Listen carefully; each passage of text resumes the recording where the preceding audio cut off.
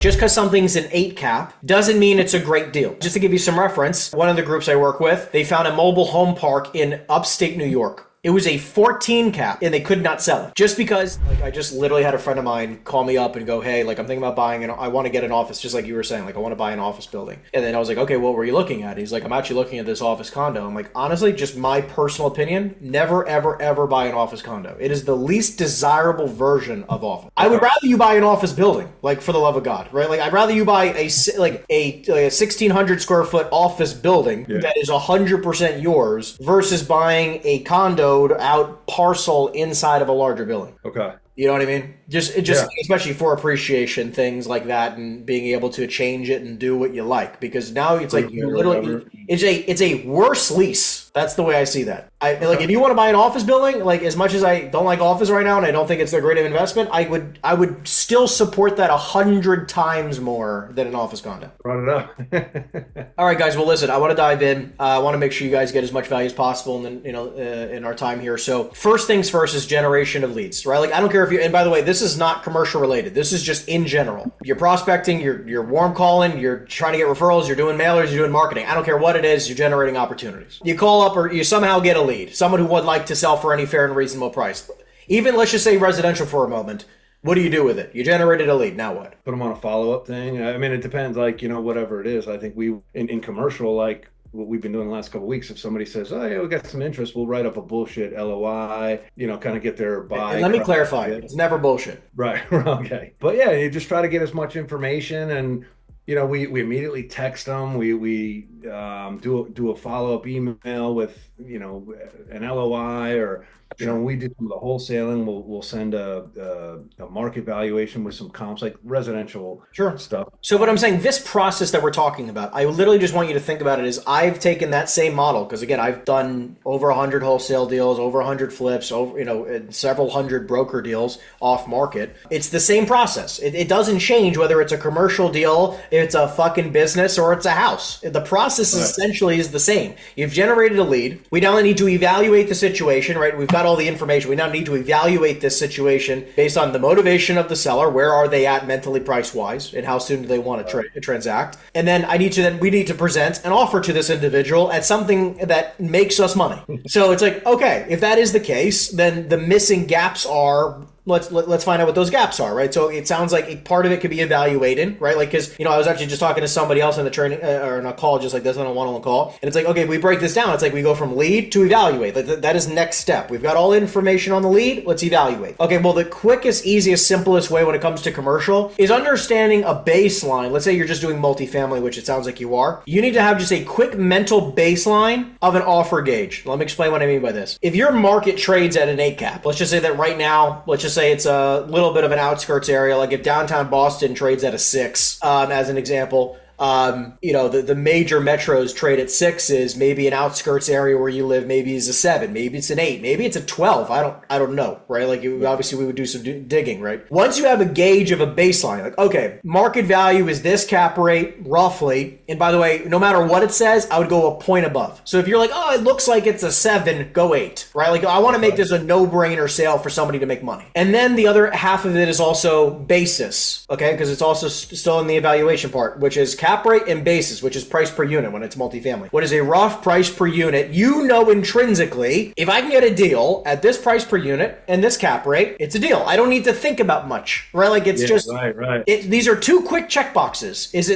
it price per unit below this, and is the cap rate above this? Yes, great. Let's move, right? We can transact. Once you figure out your baseline, which obviously, look, doing just like you did in the residential, if someone comes to you and says, hey, I have a house in X neighborhood, you probably can go, oh, okay, that's a 400K neighborhood. I need to be at 250. It's probably 75K in renovation, blah, blah, blah. You just know. It's the same thing. It'll happen in the commercial world. It just has a different ring to it. Very simplest. It's very similar. And then obviously, once you have that kind of baseline, you're okay, well then, if this is baseline, I need to be at least 2 points, right, below base, right, or above base for cap rate, right? So if base is 7 caps, I need to be at a 9 cap when I make an offer every time. If it's an 8 cap, I need to be at a 10 cap every single time I make an offer. Along paralleled with price per unit. If price per unit in your market's 150 and some guy wants a 10 cap, but it's at 160 a door, because that means he's maxed out rents. Rents are probably not getting any higher, right? Which is still technically top dollar, even though it's a 10 cap. Now, don't get me wrong, there might be a buyer for a 10 cap at maxed out rents, but what often happens is that you need, like, for a good deal, both metrics need to be reasonable. Decent cap, decent price per door. Always. What I try to do is that if, just like I was on the phone with somebody today, somebody was talking to me today and he's like, now this was an industrial building, not a multifamily building, but same principles apply.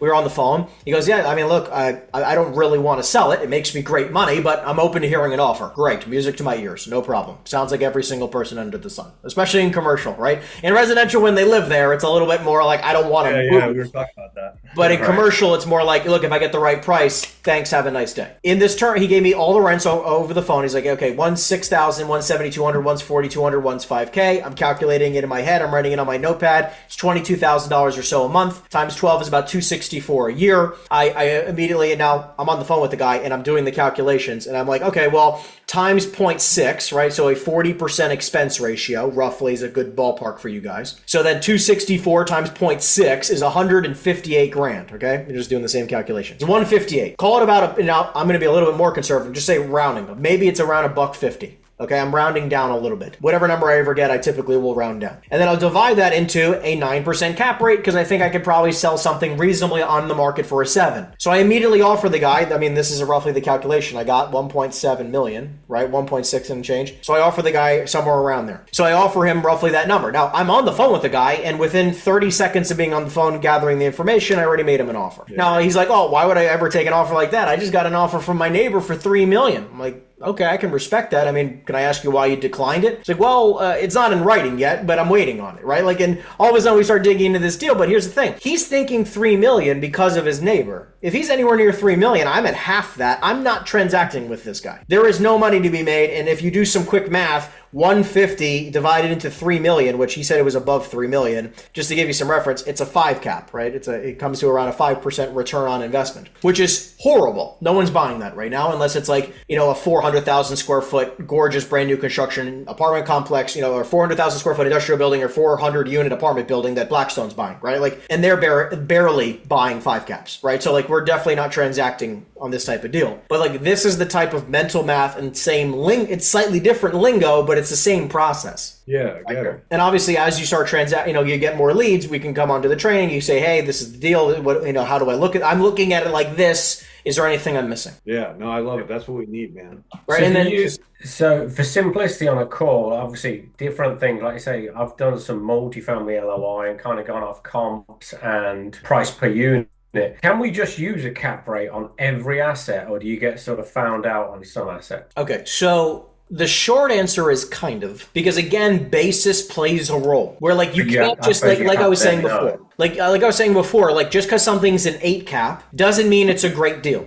Like just finding random 8 cap in the middle of X area does not mean it's a good. Just to give you some reference, one of the groups I work with, they found a mobile home park in upstate New York. It was a 14 cap, and they could not sell it. Could not sell it. Just because it was the most rural area you could possibly imagine. Like there was maybe 400 people who live in this area. And it was like 30 miles to the next, even small town, right? So cap rate isn't everything, but it sure does tell a good story, right? If you're willing to inherit X risk, right? Because everything has a risk, so it's just defining what that risk is. Like, I'll give you another example. I was looking to buy a building, 16,000 square foot warehouse in New Jersey. Seller, at first, based on my offer, I was offering something like a 9.5 cap. And because it was a sale leaseback, the guy was selling his business and he was getting the new owner to lease back the property, and then he would sell it. And what happened was, it was a 9.5 cap. Then the leasee said, I don't want to pay triple net, right? I only want to pay double net or something like that. Now, all of a sudden, my income drops drastically. Now, it's still an 8.25 cap, but it's not a 9.5. But the problem here is now, based on the price per square foot metric and the cap rate, it's not as it's not a steal. Like, and it's like based on now where I'm at price wise and where I need to be at now, because I have to now lower my price to make the same amount of money, because I still have to add 100,000 for me or more, right? Ideally, or 50 grand or whatever I want to make. I can't make, no one's going to buy it for what it is right now, right? And if I have to add 50 grand more, now it's a sub 8 cap. It's a struggle of a deal now. Right, like this guy, this leasee killed the deal. Just because it was an 8 cap doesn't mean it's a steal. It's knowing each of these markets, and every market, one town over, can be an 8 cap versus a 6 cap. Yeah, I'm not. I can't speak for Dave, but I'm not too worried about the valuation. Like I say, we've done some LOIs. We've got each other. We're in a little office. We've got CoStar. We sort of figure it out. I suppose the one, I think I might have mentioned this before, the one I always forget is you send an LOI, like the LOI I'm using is your original, and I think there's like a commission in there. Like, so my question is like, what's your preferred? Is it like send the LOI with a commission on it, let's say 5%, and you just pocket the 5%, or would you rather just send it with nothing on it and then make the buyer pay more? Like what sort of route? Every deal is different. Go down? Yeah, so every deal is different. Because so now that we've gone through lead and evaluate, next part is, that offer that you've presented, whether that's on a letter of intent or verbally, which, by the way, it depends on the deal, right? Most of the time, I'll give you some reference just for actual specifics of what we do here in my company, okay? Every one of my agents presents offers with a 6% commission with them on it and with me as the buyer. That is our process. So for you guys, I would just flop it, right? So whichever one is not the conversation piece, the other person's the broker or the investor. Make it easy. Okay. Dave's on no end of stuff he doesn't know about. Yeah, he's actually in contract on 15 deals. He has no idea. Yeah, I haven't told him yet. But I would flip flop it because that would work well. But because then what you could say is okay, well, my buyer Dave is buying the deal. I'm the broker, 6%. Now you're getting both pieces. Because what I'm trying to do is drive down and price anchor the individual at a net profit to them of X, right? Which gives me the highest likelihood of making more, which I always will obviously have the buyer pay, the difference or the delta where the numbers still make sense. Now, here's the tricky piece. Obviously, not every single deal is going to have a delta. There's not always going to be a delta between what the seller wants and what the buyer's willing to pay, which is why I do both. I will never submit a letter of intent without a commission most of the time, unless it's literally me prospecting for me and I want to buy it. On the rare occasion, if I want to buy it, I will still add a friend of mine as the agent and make 6 points. Because then I'll say, hey, you're actually going to get paid 1% and I'm discounting my rate by 5 points. Regardless, I like having commission in there because no matter what, it's a 6-point buffer. Even if worst case scenario, you submit an offer and let's just say you end up offering way too much money. You screwed up, but you offered 6% commission on it and he's like, I'll take it. And you have a buyer who goes, I'll just take it at that price, right? Or maybe even a little bit less, you're still going to make something. Versus if you go no commission, you're going to struggle most of the time to always make sure you have a buffer. Yeah, it gives you 6% wiggle room, right? If you fuck up. Listen, it is to me, sort of like a backstop. Like, okay, I at least have 6 points locked at worst case. Could it be more? Sure. At worst case, I've got 6 locked, and all I have to do is get an offer at X price. Now, if I have to discount for whatever reason or go back to a retrade, I can do that, or I can give up some of my commission and only make 4 or 3. But I always have to. Funny because I haven't. Just while you're on, I don't know how you deal with this, but I had one last week. Dave knows about it, obviously. Guy was like, I want 2.4 for this 5 unit or whatever in Greenwich.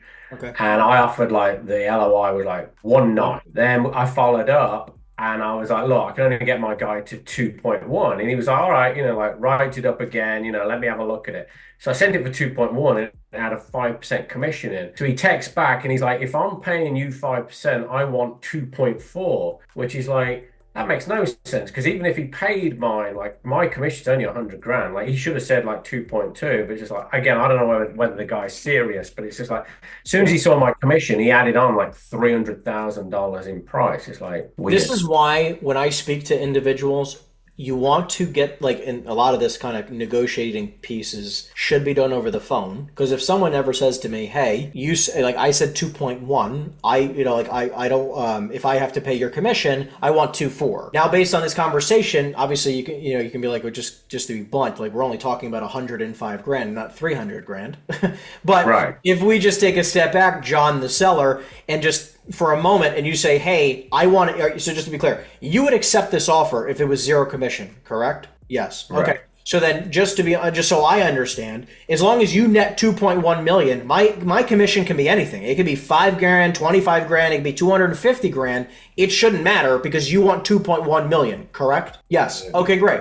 Now because I need to be anchoring them at a number which they're okay netting, right? Right. Because now this gives me the opportunity to go, okay, is it even possible for me to make any money? And I'll be saying, like, listen, Mr. Seller, let me be very clear. If I can't get any money above the 2.1, would you be okay paying me something, right? Like I can be blunt. I don't care, right? Like you need to be very direct to these individuals. Like, look, if I can't get my buyer to pay $1 over 2.1, right? Just to be clear, like my client is never going to do a deal, and I wouldn't expect you to ever do something in your type of business where you're not going to get paid $1, right? Is that fair? Yes. Okay, great. Right. Well, look, could you at least agree to pay me, if it's at 2.1, to pay me a 2% commission? Yes. Like, look, which nets you $2,060,000 if I can only get them to 2.1. If I can get them to 2.1, I wouldn't take more than X percent. You know what I mean? Like, you can talk blunt. Yeah, we've actually learned that. It's funny. Like, I know there's not a big difference, but like we feel like with residential, we were so like proper, and now with commercial, it's just like, just tell these guys, like I don't work for free kind of thing, For sure. No, I mean, look, most of the time they get it. Like, yeah, it's commercial, right? It's like you say, it's not a house. There's no emotion. It's dollars and cents. If it works, it works. For sure. And then, like, look, then once you've gotten that offer and you got a counter and you're working through the deal and you're negotiating on the fly, like, keep in mind that, like, now through the buyers, it's really about, the beautiful thing is that as long as you're in a disclosure state, because there's some states like Texas, which is an absolute, like, I don't understand Texas whatsoever in the sense of it's a non-disclosure state, so they don't tell you what property sold for and who bought them, right? Like, it makes zero sense whatsoever. I can't comprehend it. But anyways, like in states like New Jersey, right, and where they have like literally full disclosure, where it's like, I know what a buyer paid and I know who they are, and I can probably get their number. So if they just bought a property or two properties last year in 2024 at X price per unit in X location, they probably will buy another. Right. So if I just say, hey, John the buyer, I saw you bought 2 properties last year in Greenwich, right, at X price per door, at a reasonable cap rate, I can imagine. Just curious, if I found you another property in Greenwich, would you consider taking a look at it? I'm a local broker who finds great off-market opportunity. Yeah, absolutely. Great. Well, it's funny you said that you would, because I have 2 of them right here, right? Like, if we go through them right here, do you have 5 minutes? Are you in front of a computer? Because I want to go through these quick 2 deals because I think they could make a lot of sense. Do you ever go down that route, like look at that information almost to work out a comp? It's like, look, this guy's paid. Yes. He bought 2 of these in the last 18 months at, $400,000 a door. Do you almost use that as your offer price? It's like, I know somebody's going to pay 400, right? Sort of, right? Like, I still go off of my ranges. I even prefer using their feedback as comps, right? Like, as in, based on the details I've just provided you, where do you think your head's going to be at? Well, I'm probably going to be only able to pay $350 a door because I actually know what happened next door, and this happened, and this is about to happen. Like, all of a sudden you're like, shit, like, this guy knows more than I do. Like, like, he's at $350 a door, then I can't be offering $400 a door. Or he's like, actually, I know that building. They had a fire in the back, and you didn't even hear that from the seller, right? Like, like, you just start hearing these types of things from the local guys in the market. So it definitely pays if you have time to talk to guys that are bought in that market, obviously. Oh, for sure. And honestly, like, I'd even tell you, like, guys, like, obviously, the process of lead generation in general is you picking up the phone and calling an area, right? If you're calling Greenwich as an example, every person you talk to, just like we've talked about the flip of the script, every person you spoke to is feedback, right? Because, like, think about it. You just talked to a guy who goes, hey, I want to sell my 4-family or 5-unit for $2.4 million. Great. Next person you speak to, who's a 5-unit in Greenwich who wants 3.5. No. Right? Like, it's not, right? Like, you're immediately, like, it's just every conversation you have actually has a way more impact on the future success of your business than you realize. Because you just keep referencing previous conversations. Oh, it's actually so, like, you just speak to a guy who's got a 5. It's funny you actually say you might be open to selling. I actually just did a deal or just was working with a seller who's actually, we're going to be selling that one for 1.7, right? I mean, now it could be a good deal you're working on, negotiating or whatever, but, like, you just had the previous conversation. Yeah, we literally had that last week. We were, like, calling, when we started, it's like, let's not like shit on our doorstep. So we like pulled like leads from like Hartford. We were like, hey, if we have to burn through these and waste them, because we don't know what we're doing. But literally within 2 days of like calling 5 and 6 units in Hartford, like Dave and I were like, oh yeah, we know they sell between 85 and 110,000 bucks a door. Like you get to know the market like within a day because again we're making so many calls. I'm not saying we're experts, but again, if you make 300 calls or whatever and talk to so many people, after a while it's like, okay, I kind of know already like where the numbers are. 100%. And guys, most of the time, if someone owns something, they might want to buy something else, right? So talking to every single one of them and saying, hey, do you mind giving me a little bit of an explanation of what you're looking for in detail? Oh, well, we buy in this price range per door. We buy at this cap rate. Okay, great. You hear 10 people say the same ranges. You're like, oh, okay, this is doable. Or not. Right. No, it's super cool. We're having a blast. Like we're super excited to obviously now really dive in with you, obviously.